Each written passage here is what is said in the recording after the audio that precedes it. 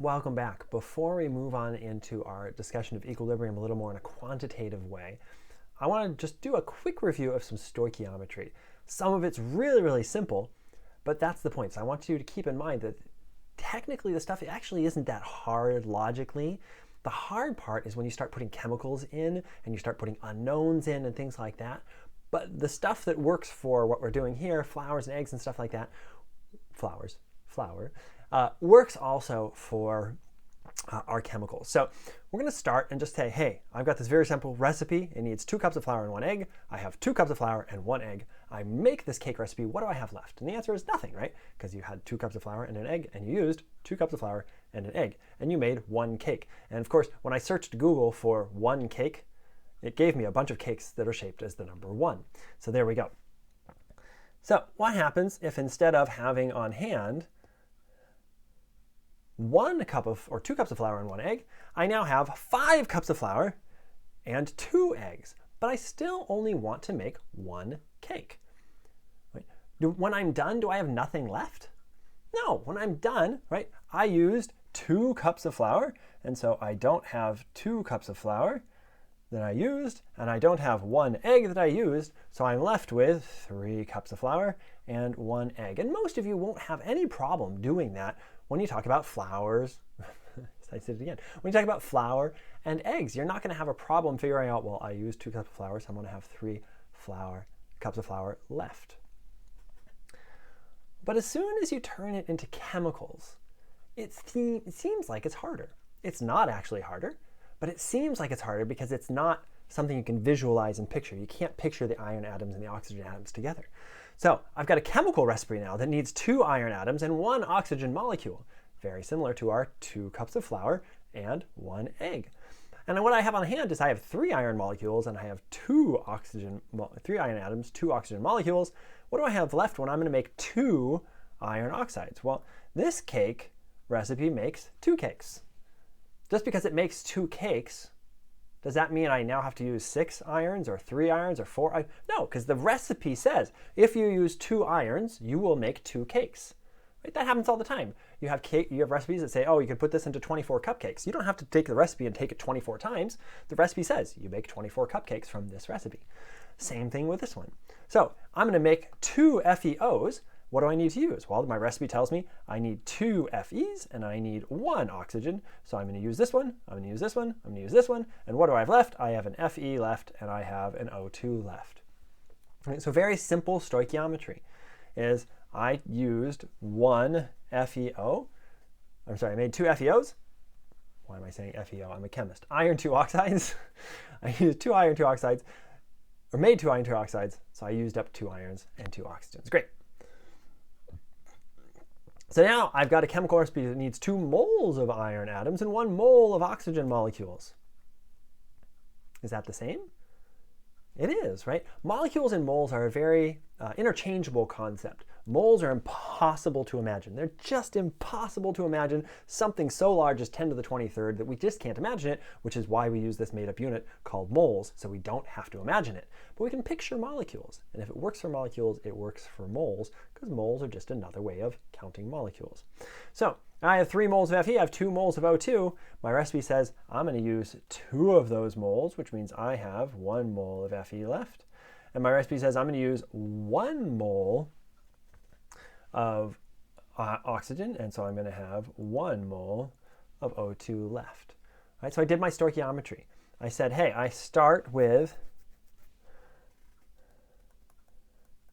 3 moles of Fe. I used 2 moles of Fe because that's what my recipe told me, which means I have left 1 mole of iron. All right, so I have what I started with, I have what I used, and I have what I had left. Now, we're going to ignore the phases for a moment because we can't actually do what I'm about to say, but let's say all of this was happening in a 1 liter of aqueous solution. So instead of 3 moles of Fe, I had 3 molar Fe. Instead of 2 moles of oxygen, I had 2 molar oxygen. Would all of this work? And the answer is yes.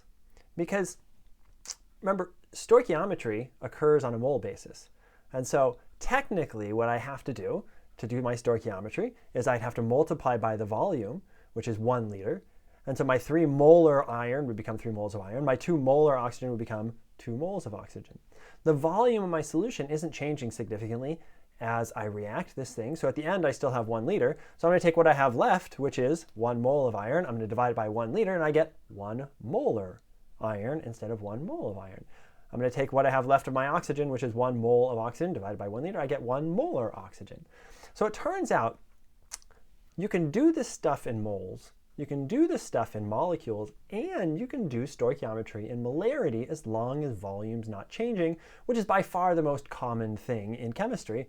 Volume doesn't change much. As long as temperature's not changing very much, volume's not going to change very much for aqueous solutions.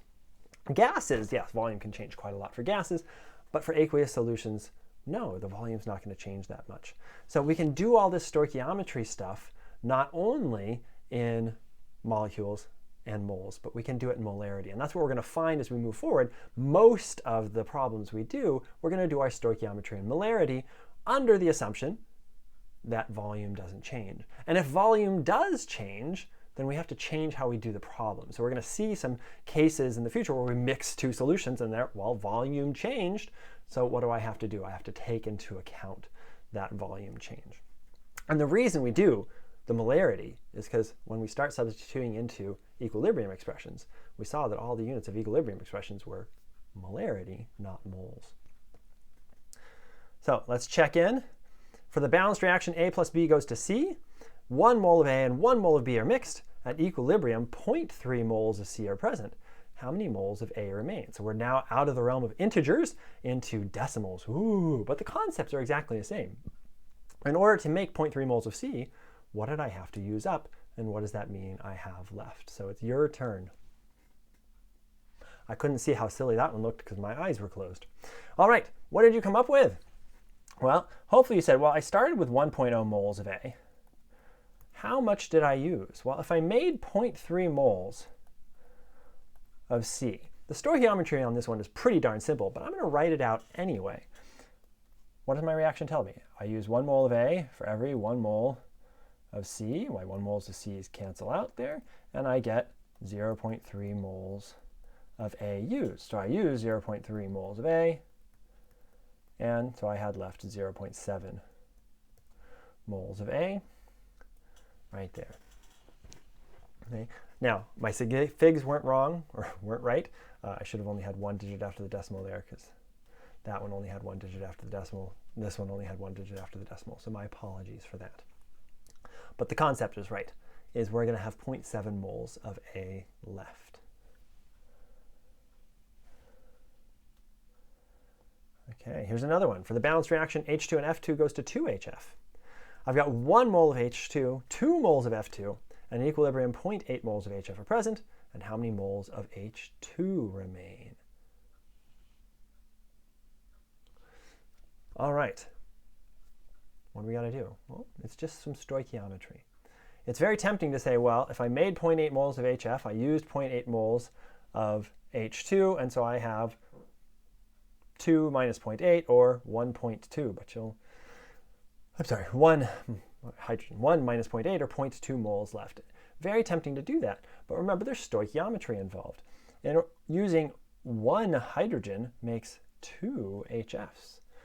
Right? So we have to take that into account. So if I made 0.8 moles of HF, what did I use? Well, I used 1 mole of hydrogen for every 2 moles of HF, and figured out that I actually only used 0.4 moles of hydrogen. So my start was 1.0 moles. I used 0.4 moles, which means I have left 0.6 moles. So when there is some stoichiometry involved, when it's not just 1 to 1 to 1, you do have to take that into account. It's very important that 2 HFs is produced by only 1 H2. And so you have to take that into account when you're doing your stoichiometry. We're going to do a lot of this type of stoichiometry moving forward, which is why we're practicing some examples right now. last one. For this balanced reaction, which is much more complicated looking, 5 moles of C2H5N and 10 moles of O2 are mixed, and in equilibrium 6.7 moles of CO2 are produced.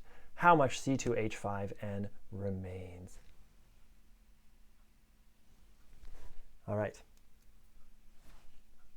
Thoughts? Let's do our stoichiometry. 6.7 moles of CO2. 6.7 moles of CO2. Our stoichiometry, we're trying to find C2H5N. So we're going to moles of C2H5N, moles of CO2. We get those from our balanced chemical reaction. C2H5N has a 2, CO2 has a 4, and so we used up 6.7 divided by 2, which is going to be 3.35 moles of C2H5N is what we used. So we started with 5.0 moles of C2H5N. We used 3.35, which we're probably going to round to 4 when we do the subtraction. So what is that left? 5 minus 3.35. My brain can't do that today. 5 minus 3.35 is going to be 1.65, which is going to round up to 1.7.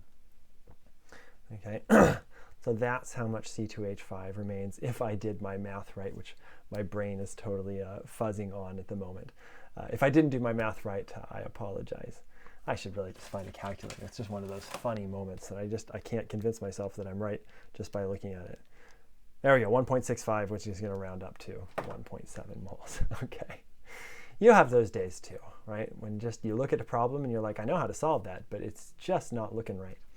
So I just happened to capture mine on tape. Have a great day, and we'll do some stoichiometry coming up. Thanks. Bye.